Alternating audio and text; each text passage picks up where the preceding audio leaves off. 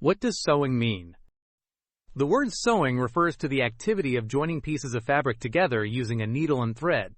In simple words, sewing means stitching cloth or fabric to make or repair clothes and other items.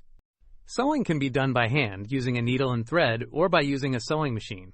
People use sewing to make clothes, fix torn garments, create bags, or decorate fabric. For example, she enjoys sewing clothes for her family. This means she likes stitching and making clothes. Sewing is also an important skill in fashion design and tailoring. For example, the tailor is sewing a new shirt. Here are some more example sentences. My grandmother taught me sewing. He repaired the torn shirt by sewing it. Sewing machines make stitching faster and easier. In simple terms, sewing is the process of stitching fabric together using a needle and thread. Easy way to remember, sewing means stitching cloth to make or repair clothes.